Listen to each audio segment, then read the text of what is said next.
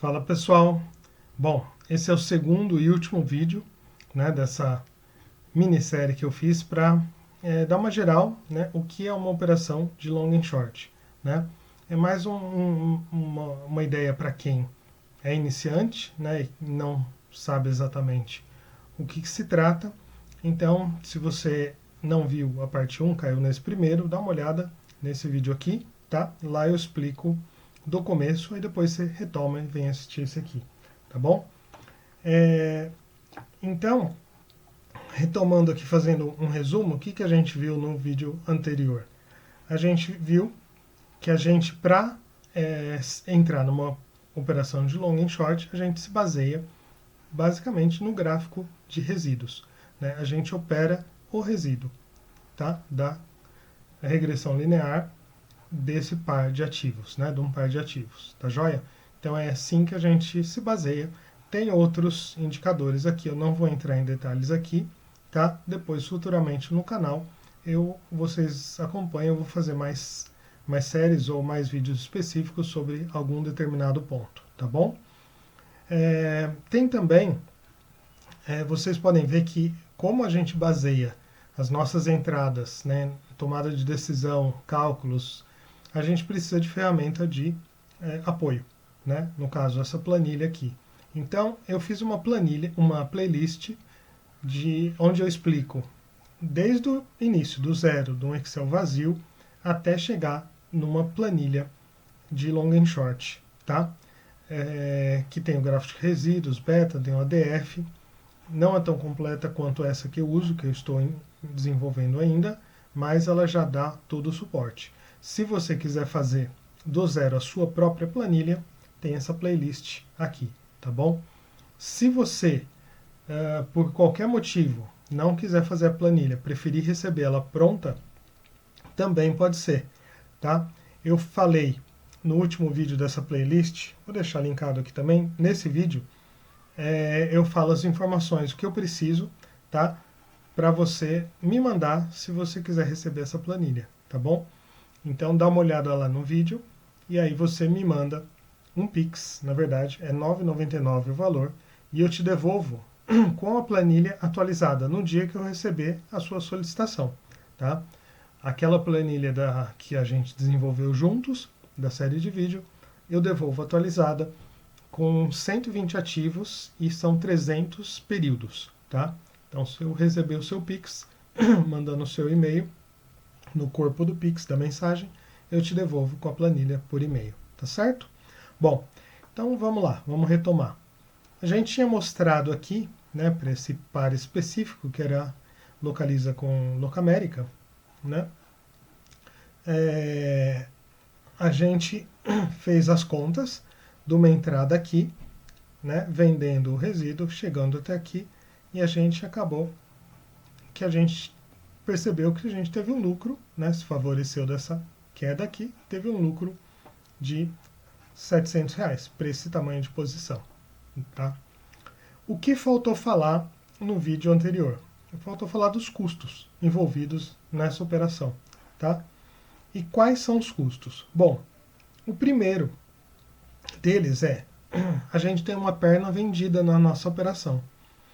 Então, se você já operou vendido ou sabe disso, quando se vende um ativo que você não tem, você precisa fazer o aluguel desse ativo para poder vender.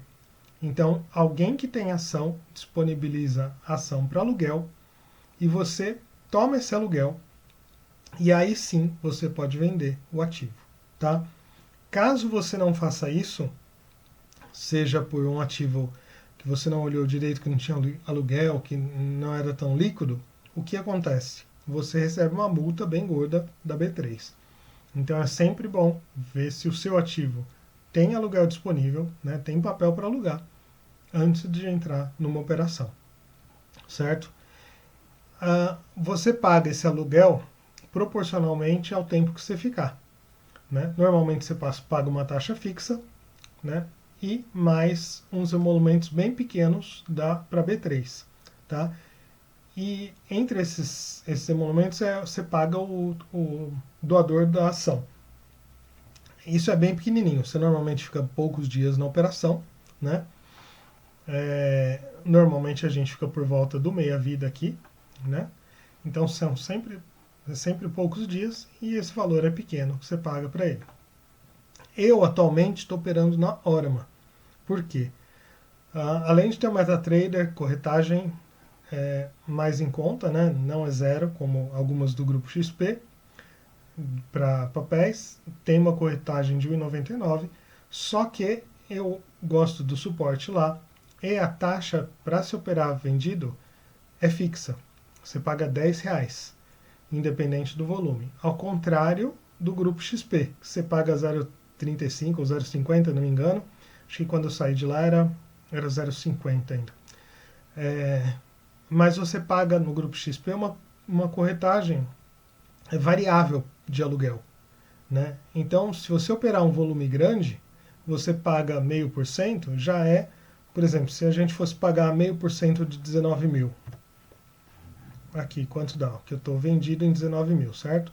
Então, deixa eu colocar 19.740 vezes 0,5 dividido por 100. Aí, ó, 98 se você não der desconto. Eu sei que alguns corretores dão desconto.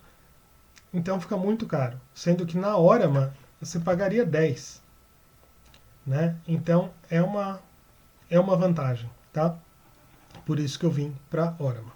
Não que eu opere volumes muito grandes. Não costumo passar de 10 mil a operação toda somada, as duas pernas. De 10 mil, de 20 mil, desculpa.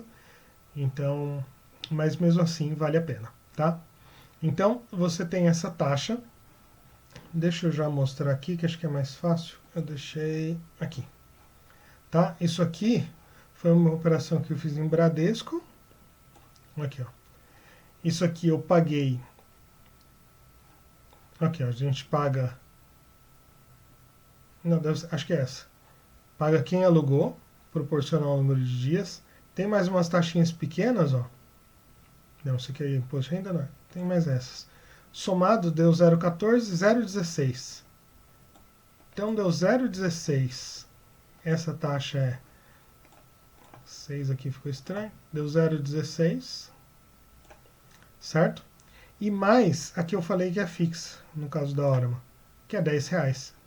Então, eu paguei aqui, na minha operação de venda, R$10,16, que é um preço bem razoável. Tá? Além disso, o que eu pago? Então, isso aqui eu paguei, só lembrando, a taxa de aluguel mais essas taxinhas pequenas da B3 e a remuneração de quem alugou a ação. Eu tenho que pagar 4 corretagens. Então eu pago 4 vezes R$1,99 no caso da Orama. Certo? Porque são 2 operações para entrar e 2 para sair. Certo? São 4 corretagens. Além disso, o que eu pago? Eu pago os emolumentos da B3. Eu pago o B3. Tá? Então, este aqui é o custo da minha operação. Então, é a taxa de aluguel, mais os pagamentinhos, mais 4 corretagens, mais a B3. Isso, aqui, eu fiz nesse canto. Tá? Então, por exemplo, na Orama, para esse volume de operação, ficaria com os emolumentos mais corretagem, R$42 praticamente. Tá? Essa é a taxa que a gente vai pagar na Orama. Tá? Na XP ficaria mais salgado que isso. Tá? Então vale a pena você ver qual é o melhor lugar para você operar. Tá? Bom, então a gente tem esse custo de aluguel, custo das corretagens. Tá? Outra coisa que acontece. Então, por exemplo, para esse volume, a gente sabe que quando a gente opera vendido, a gente tem exigida da gente uma garantia. Né? Porque se a gente tiver vendido e de repente o papel subir um monte, a gente precisa recomprar no preço muito mais caro. Então a gente precisa dessa garantia. Então, se cobra um ágio. Fica em torno de 20, 25%. Tá? Coloquei 25% aqui. Então, o que acontece? No meu caso aqui, eu estava vendido em 19 mil. Com o ágio, eu teria, né, chamaria uma margem essa venda de 24 mil. Só que, o que acontece? Eu tenho a perna comprada. A perna comprada vai me servir de garantia para minha perna vendida. Isso que é o legal do long and short, tá? Então, eu comprei 18 mil, só que para garantia vai ser considerado 13 mil. Por quê? Porque tem um deságio, né? Então, a B3 também se garante tanto na ponta comprada quanto vendida aqui. Então, o líquido disso aqui dá 11 mil reais. Então, se eu fosse montar essa operação, eu precisaria ter em conta esse valor aqui. Eu precisaria ter em conta 11 mil reais para me garantir a execução dessa operação. Tá vendo que é menos do que eu teria se fosse só comprar o papel. Né? Eu não preciso ter os 18 mil, porque tem a parte vendida também. Tá? Então, é assim que funciona. Eu não preciso ter todo o dinheiro do long and short. Por isso que fala que o long and short é alavancado. Tem casos aqui que isso aqui fica bem pequeno. Tá? Nesse caso não ficou muito. Então, eu só preciso ter isso. Tá? Nunca deixem muito justo. Tá? Você tem 11.050, não chega lá na corretora com 11.200 reais, certo? Não chega com esse valor e fala, não, vou deixar esse valor porque eu tenho valor suficiente que só preciso de 11.050. Não, por quê? Até a gente viu aqui, ó, no meu extrato, a gente não vou conseguir limpar tudo isso, né? Mas já dá para ver. No meu extrato, tem as chamadas de margem aqui. Então, isso é ajustado diariamente, tá? Então, vamos ver aqui. No caso, estava em meu favor, então eles devolveram. Tanto funciona para cima quanto para baixo. Vai ajustando diariamente. Vamos ver se tem uma que te retira. Não. Aqui também, a devolução. Então, esse ajuste é feito diariamente, tá? No caso aqui, eles me devolveram margem, ou seja, provavelmente o ativo estava indo na minha direção, e a margem baixou, tá?